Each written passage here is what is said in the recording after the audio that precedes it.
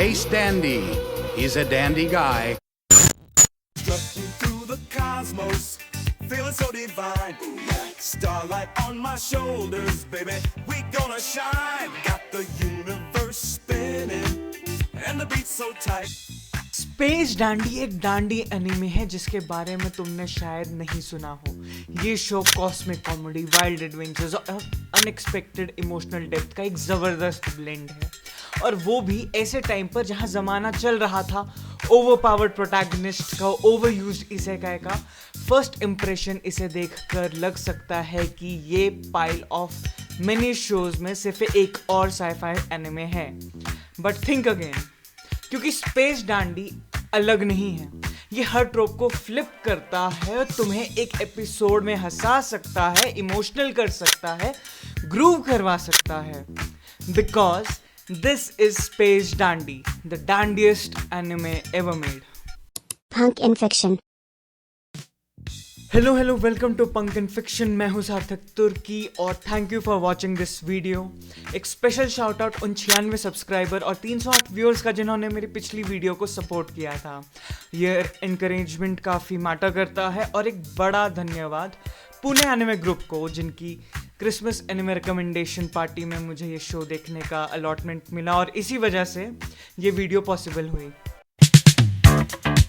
2012 marked एक ऐसा point in the anime industry जहां इसेकाई जॉनरा पॉपुलर होने लगा था, बाय विच 2014 आते आते इसेकाई बूम में बदल गया।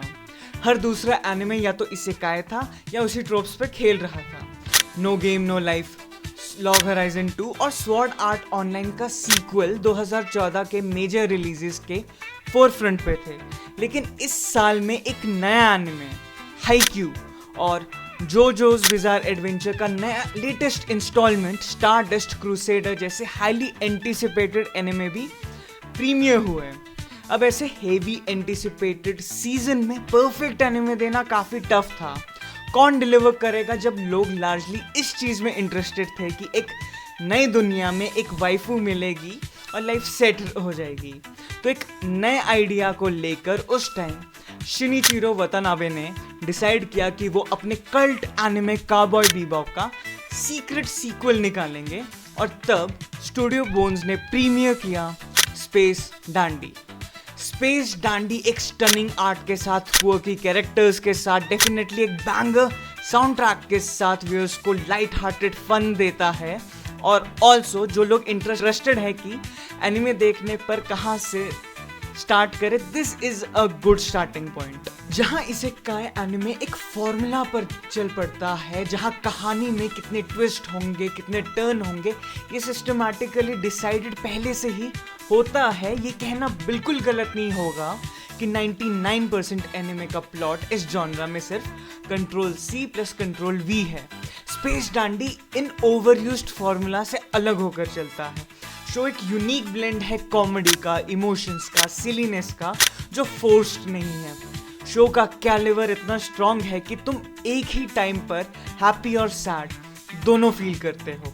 इस वर्चुअली स्टनिंग शो की artistic quality is a feast two eyes. Space dandy जो एलिवेट होती है 2014 में रिलीज हुई किसी भी एनिमे से, बन जाता है एक cultural touch stone, leaving a lasting impressions on fans. तुम एक कैट, एक वैक्यूम और एक डूड को कास्ट करते हो ऑन अ हवाईयन स्पेसशिप जो एक्सप्लोर करता है गैलेक्सी को to find the rarest alien. Basically Pokemon ढूंढ रहे हैं on a planet of the week format पर। यानी हर एपिसोड की कहानी एक नए प्लैनेट पर स्टार्ट होती है, जहां एपिसोड वेंचर करता है अब्सर्डिटी, सिलीनेस और मिस एडवेंचर्स में, जहां ये अपने दिमाग के आखिरी 3 ब्रेन सेल्स का दम लगाकर बाउंटी हंटिंग करते हैं। और अगर कुछ नहीं हो रहा तो टाइम पास करने चले जाते हैं हूटर्स इंस्पायर्ड बूबीज में।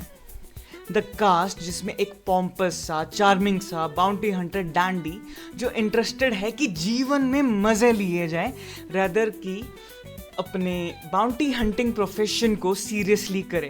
डैंडी का मोटो है बूबीज ओवर ब्रेन। क्यूटी जो एक रोबोट असिस्टेंट है, सार्कास्टिक कमेंट मारता है और प्रैक्टिकली पूरी टीम में सबसे कॉम्पिटेंट है, बट तब भी ओवरऑल यूजलेस है। वही मियाओ एक कैट लाइक एलियन जो ऑफन चीजों को कॉम्प्लिकेट कर देता है। So the cast, the premises total 180 degree different है अपनी ट्रीटमेंट में पिछले वेंचर्स के कंपैरिजन में, स्पेशली काउबॉय बीबॉप से, basically for which Space Dandy एक सीक्वल प्ले करता है। बट तब भी Space Dandy pales in comparison जब बात आती है कल्चरल इम्पैक्ट की। जो main stream success Cowboy Bebop enjoy आज तक करता है, वही स्पेस डैंडी एक कल्ट फॉलोइंग डेवलप कर चुका है, और वो भले ही छोटी सी है, वो डेडिकेटेड ऑडियंस परवाह करती है कि स्पेस डैंडी की, वो परवाह करती है कि ये शो कितना बोल्ड है, क्रिएटिवली वाइल्ड है, और वो नीश ऑडियंस पुश करता है कि तुम एक वीब इस ब्रिलियंस को एक्सपीरियंस करो।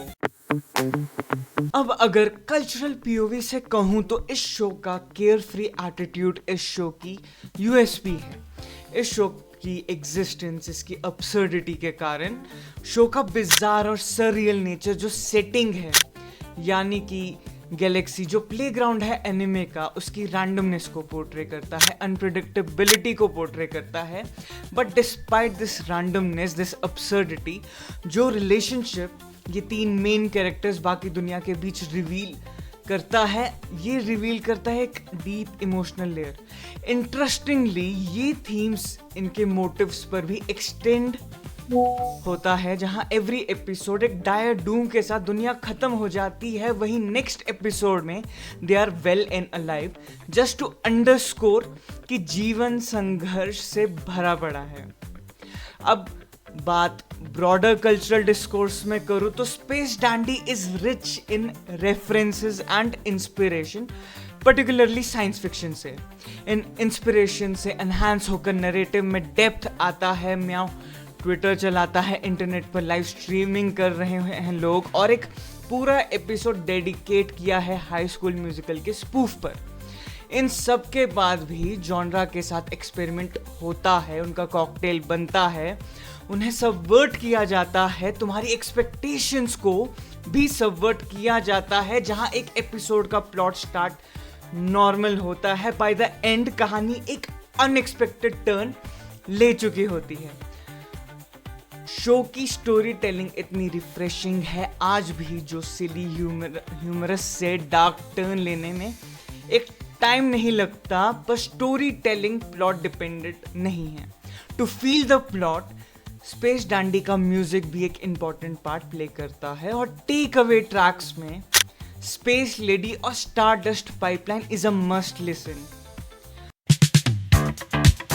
अब इतना समझाने के बाद ये शो तुम्हारे लिए है या नहीं, ये इस बात पर डिपेंड करता है कि तुम्हें एम्बिग्यूटी से कोई प्रॉब्लम है या नहीं। तुम कभी ओवरवेल्म फील कर सकते हो, सोच रहे हो कि ये सब क्या हो रहा है, मैं क्या देख रहा हूँ, पर यही एम्बिग्यूटी, यही कॉन्क्रीट स्ट्रक्चर की कमी इस शो को चार्मिंग बनाता है। अगर तुम मेरी तरह एक हार्डकोर ओताकू हो, तो जो ट्रोप्स इसमें यूज हैं, जो अक्सर एक जापानीज ऑडियंस को केटर करती है, वो तुम्हें प्रॉब्लम नहीं करेगी। पर इसका मतलब ये नहीं है कि सिर्फ वही ट्रोप्स हैं, यूनिवर्सल ट्रोप्स भी हैं, और वो काफ़ी हैं।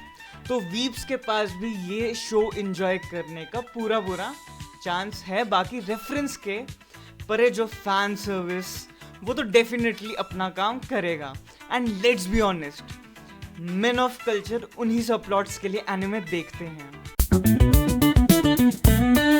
सो स्पेस डैंडी सिर्फ एक एनिमे नहीं है, it is the dandiest anime. ये क्रिएटिव है, absurd है, आर्टिस्टिक है, और एनिमे का commitment to explore the humanity of the universe through laughter and jaw dropping visuals के साथ ऐसा हर दिन देखने को नहीं मिलता। जहां मार्केट ओवरयूज्ड ट्रोप से भरा पड़ा है, उन सब के बीच एक ऐसा जेम ऑफ एन एनिमे भी देखने को मिल जाता है। Ultimately space dandy dares to be different. तुम्हें जो भी देखा हो बट ये नहीं देखा, आई हाईली रिकमेंड इस एक्सप्लेनर के बाद तुम जाके देखो इस एनिमे को, अपना टाइम लो, उन डिटेल्स को एक्सपीरियंस करो। Let this anime surprise you and embrace you in unpredictability. बाकी लाइफ absurd है, chaos है, fascinating है, जाओ enjoy करो। और अगर एफर्ट अच्छा लगा तो सब्सक्राइब करो, लाइक करो, बाकी अपने विचार कमेंट करना मत भूलना और बताओ कि तुम्हें ये एनिमे देखा है या नहीं देखा, और अगर देखा है तो बताओ कैसा लगा। बाकी ये था पंक एंड फिक्शन, मिलते हैं अगली बार, signing out, peace. Punk Infection.